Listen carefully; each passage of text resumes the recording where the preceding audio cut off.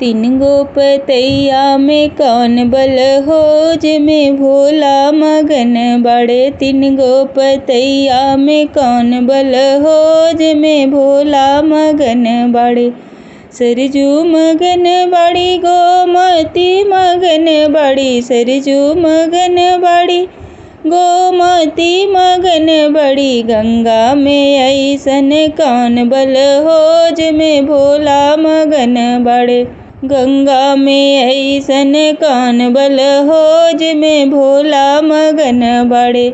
हरे तीन पतैया में कौन बल हो, जिमें भोला मगन बड़े।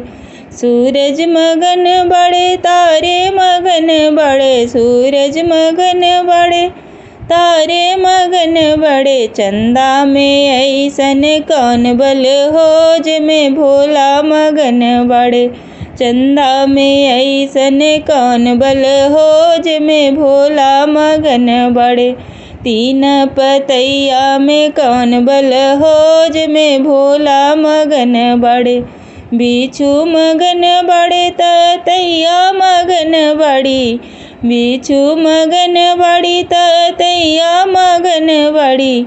नाग में ऐसन कौन बल हो, जिमें भोला मगन बड़े।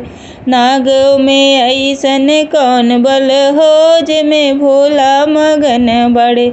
तीन गो पतैया में कौन बल हो, जिमें भोला मगन बड़े। ढोलक मगन बड़े मजिरा मगन बड़े, ढोलक मगन बड़े मजिरा मगन बड़े। डमरू में ऐसन कौन बल हो, जिमें भोला मगन बड़े। डमरू में ऐसन कौन बल हो, जिमें भोला मगन बड़े। तीन गो पतैया में कौन बल हो, जिमें भोला मगन बड़े। लड्डू मगन बड़े पेड़ा मगन बड़े, लड्डू मगन बड़े पेड़ा मगन बड़े। भांग धतुरवा में कौन बल हो, जिमें भोला मगन बड़े। भांग धतुरा में कौन बल हो, जिमें भोला मगन बड़े। तीन पतैया में कौन बल हो, जिमें भोला मगन बड़े। साल मगन बड़े दो साला मगन बड़े, साल मगन दो साला मगन बड़े। बाघंबर में ऐसन कौन बल हो, जिमें भोला मगन बड़े।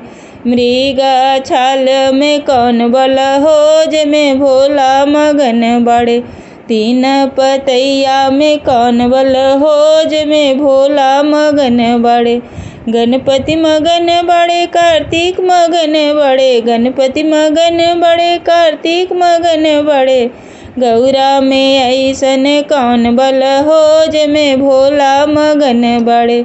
गौरा में ऐसन कौन बल हो, जिमें भोला मगन बड़े। तीन पतैया में कौन बल हो, जिमें भोला मगन बड़े।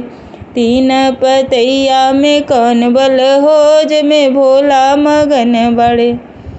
हर हर महादेव। धन्यवाद।